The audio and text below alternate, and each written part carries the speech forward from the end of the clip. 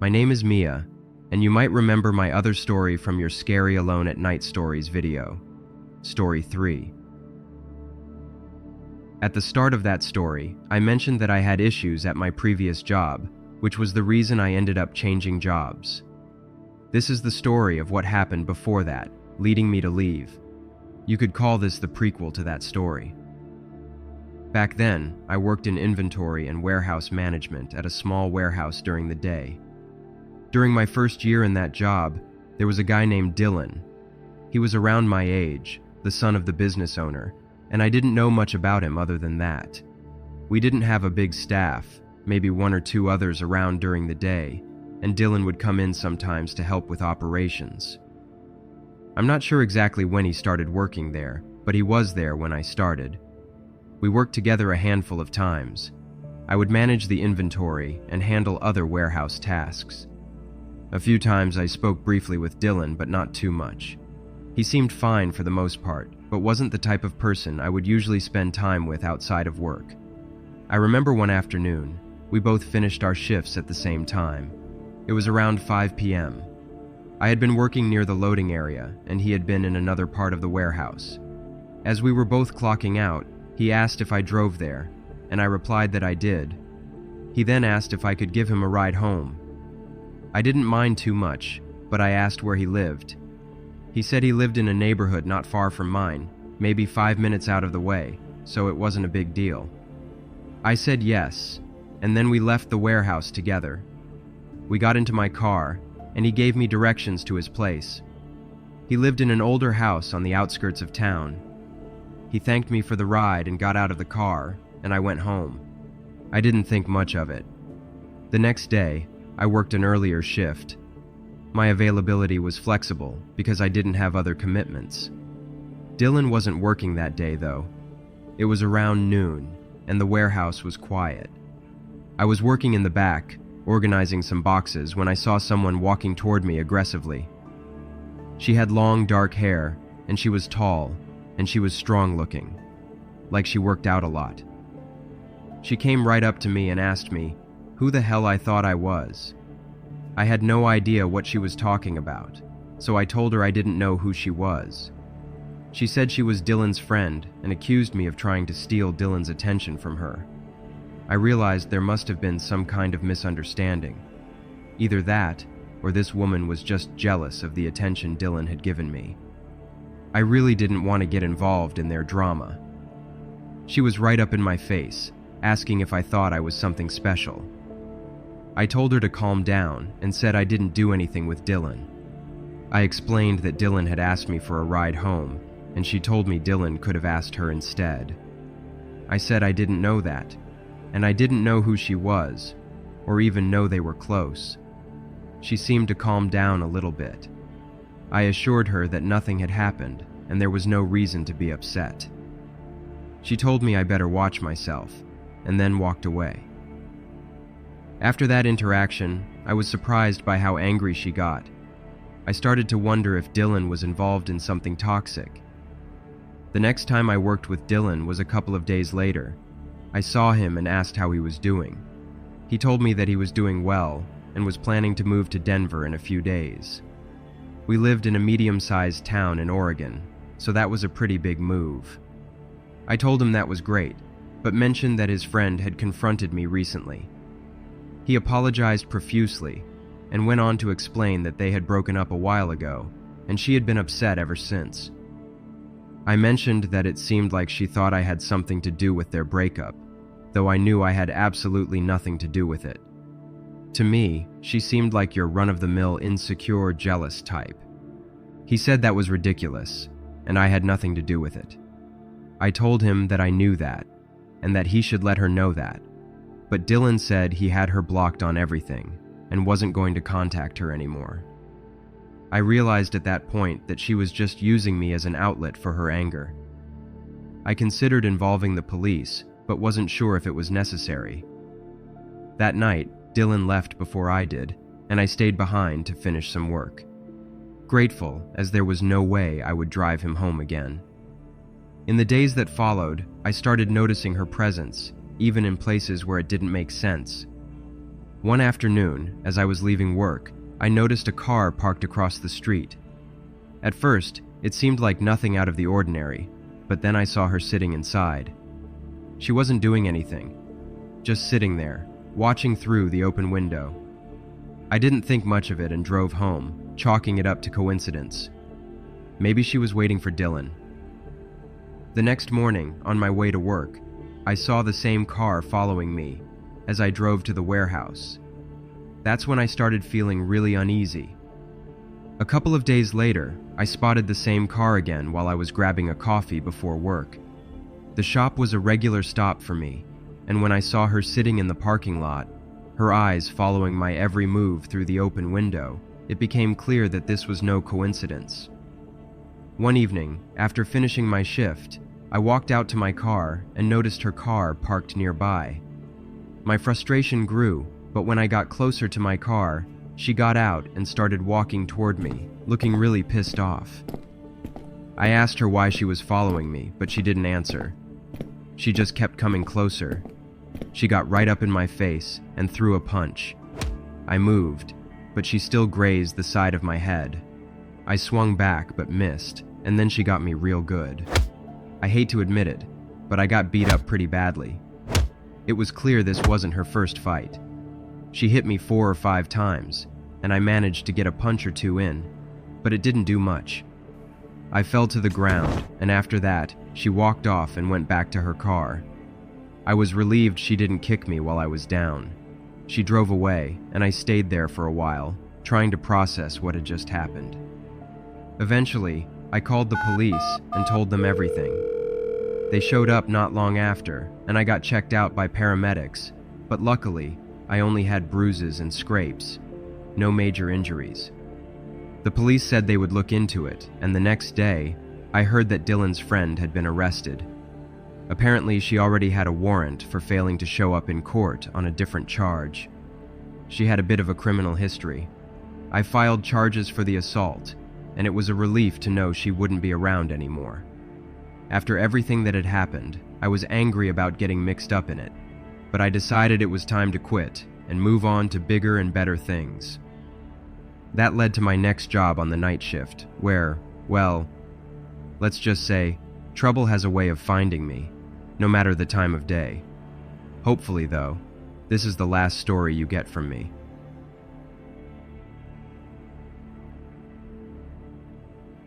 I'm a male model, and this happened a few years ago while I was working a gig for a sportswear brand. It wasn't my first job, but I'd been doing modeling for a couple of years while I studied and had built up a decent portfolio. This particular shoot was at a large studio, and we had a few photographers on set, one of them being Penny. Penny was a freelance photographer who was pretty well known in the industry. She'd done shoots for big fashion labels, so working with her felt like a good opportunity. At first, things were fine. We didn't talk much, but I could tell she was watching me more closely than the other models during the breaks. I didn't think too much of it at first. Being a model, I'm used to people paying attention to how I look, but Penny's gaze was different. She wasn't just checking out my angles, she was looking at me in a way that made me uncomfortable. A few days after the shoot, I got a message from her on Instagram. She mentioned that she had some extra shots from the session that she thought I'd like to see. I didn't think it was odd, as photographers often send me work they want me to check out. So I responded, and she sent over the photos. But then she started messaging me more often. At first, it was still work-related, talking about future shoots, asking me if I was interested in collaborating again. But soon, her messages turned personal. She started asking if I wanted to grab coffee or hang out outside of work. I wasn't interested, but I tried to keep things polite, telling her I was busy. After I declined her invitations a couple of times, Penny's messages took a strange turn. I got a message from her asking why I hadn't left my building yet. That freaked me out, because I hadn't told anyone my plans for the evening. The fact that she knew my movements without any way of knowing was alarming. I started feeling like I was being watched. The next morning, as I was heading to another shoot, I saw her car parked near my apartment building. It was a bright red SUV with oversized tires, easy to spot as I had seen her once, arriving to a shoot in it. The window was open, and I could see she wasn't inside at the time, but it made me uneasy. Later that week, I saw the same car parked down the street while I was grabbing lunch at a spot I usually frequent. I started getting jumpy, checking over my shoulder constantly. It wasn't long before I started receiving calls from a private number. First during the day, then at night. When I answered, there was no response from the other end. Not a word spoken. Just the sound of a woman in the background, pleasing herself, if you know what I mean. After a while, I stopped picking them up, but the missed calls kept piling up. One night, I got home late from a long day of work. As soon as I walked through the door, I heard my phone buzz. It was a message from Penny. The message said that she had seen me at the shoot that day and asked why I didn't wear my new jacket that I usually like to wear. What unsettled me the most was that she wasn't even supposed to be there. She hadn't been hired for that shoot, and no one had mentioned her being around. She'd been there, watching, without me knowing. At that point, I knew it was time to block her on everything, which I did, but it didn't stop the feeling of being constantly watched. Knowing she had telephoto lenses at her disposal didn't help either. For the next few days, things were quiet, and I hoped that maybe she had moved on. Then one evening, as I was driving home from another shoot, I noticed her car again, parked in a lot a block away from the studio. I just ignored it, but the anxiety was building. A few nights later, after a particularly late gig, I walked out to my car and saw Penny standing across the street. She wasn't in her car this time. She was just standing there, staring at me. My heart started racing. As I got closer to my car, she started walking toward me, looking angry, her camera hanging from her neck as if she was about to capture another moment. I got in my car as fast as I could, locking the doors behind me. She stood there, glaring, but didn't come any closer. I drove off, but the entire time, I was watching the rearview mirror, half expecting her to follow. The next day, I went to the police. They couldn't do much without proof, but I filed a report and got a restraining order against her. Since then, I haven't seen or heard from Penny, but the whole experience left me constantly on edge, always wondering if she's still out there, watching from behind her lens.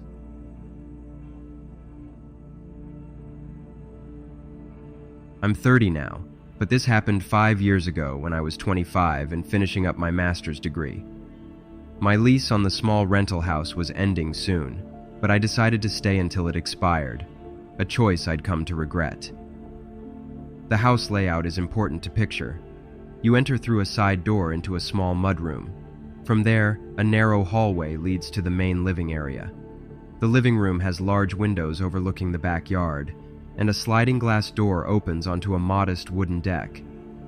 My next-door neighbors were a middle-aged couple who'd lived there for years.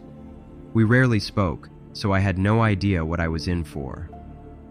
Everything started the evening I brought home my new puppy.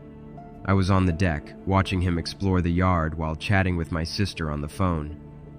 Suddenly, I felt someone's presence and smelled cigarette smoke. I turned to find a young man leaning over the fence that divided our 2 yards. I jumped, startled, and ended the call with my sister abruptly. The young man introduced himself as Chad, the son of my next-door neighbors, and tried to shake my hand. I responded with a nervous greeting.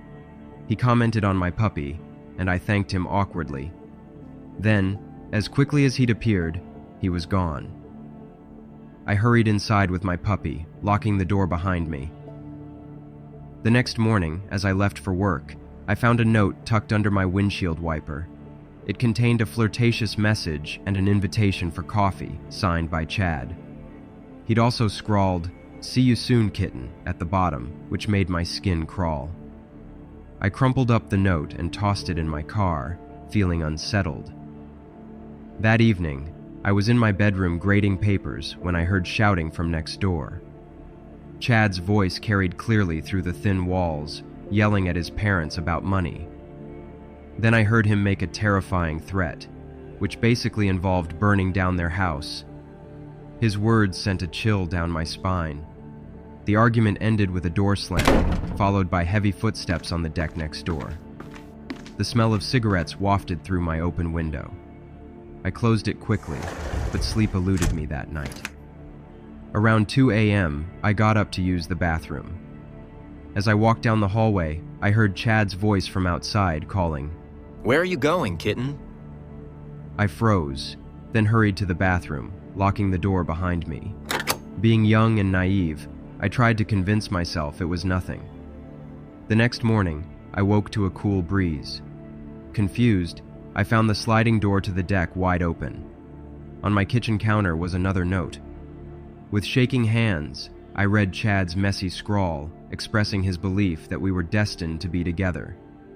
Throughout the day, I jumped at every sound. That night, while talking to my sister again, I heard running footsteps outside and someone pounding on my walls. I told her what was happening, and she urged me to call the police. Instead, I stood frozen by my front door as Chad hammered on it, shouting my name. After what felt like hours, it stopped. Relieved, I waited a minute, listening for any more sounds. When everything seemed quiet, I turned back towards the living room and saw Chad standing there, having climbed over the deck railing and come in through the sliding door.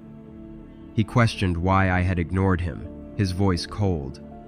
I lied, saying I had been in the shower. He stared at me for a long moment, then climbed back out and left. Shaken by this intrusion, I immediately called a 24-hour locksmith. They came within the hour and installed a new, more secure lock on the sliding door. I also asked them to check all the other locks in the house. It was expensive, but I felt it was necessary for my safety. I covered the bills myself, didn't want to wait for approval from the landlord. Despite the new locks, this wasn't the last incident. Over the next week, I'd often come home to find things on the deck slightly out of place, though I couldn't be sure if anything was actually missing. I'd hear strange noises at night, like someone trying to jimmy the sliding door lock. Once, I even found muddy footprints on the deck, stopping right at the newly secured sliding door. It was clear Chad was still trying to get in, but thankfully, the new locks were holding. A week later, my lease ended. When I spoke to my landlord about the incidents, he was shocked. He revealed that he actually also owned the neighboring house, and he'd only rented it to the middle-aged couple, and wasn't aware that their son Chad was living there too. Apparently the lease for that property also only allowed for 2 adult occupants. My landlord promised to address the issue with them, but I'd had enough. I moved out immediately. A month later, my former landlord called to tell me a young couple had moved into my old place. Chad had broken in multiple times, leaving threatening notes and personal items behind. He'd even set small fires in the backyard. It was a stark reminder of how dangerous the situation could have been. So Chad, wherever you are now, let's never cross paths again. Just prior to the pandemic, I had a really creepy experience. For some context, I live by myself, and this was the same situation when this story occurred. It started one night when I was home, probably around 9:30 p.m. At the time I was busy unpacking boxes. I had just moved into the house. Then I heard a knock at the door. I thought it was unusual. I wasn't expecting anyone, and it is a bit late for unannounced arrivals. I walked over and looked out the window. There was a man standing there. Unsure if I should open the door, I waited to see if he would walk away. About a minute later, he knocked again. I decided to answer and opened the door for him. Right when I opened the door, he introduced himself as Derek, my neighbor, and welcomed me to the neighborhood. I thanked him for the welcome and started to close the door, thinking that he'd turn around and leave. But as I was closing the door, he remained there, staring at me. I felt a strange unease. After a moment of silence, I turned away and returned to my unpacking. About an hour later, while I was in the kitchen, I heard a cough coming from outside. It startled me, and I went to the door to see who was there. I looked through the peephole and saw Derek still standing there, his gaze fixed on the door, just staring at it. I swear he didn't even blink. Panic set in. I yelled through the door that if he didn't leave, I would call the police. I quickly grabbed my phone and dialed 911, explaining the situation. The operator assured me that help was on the way and advised me to stay inside. As I stood by the door, I kept watching through the peephole. Derek hadn't moved.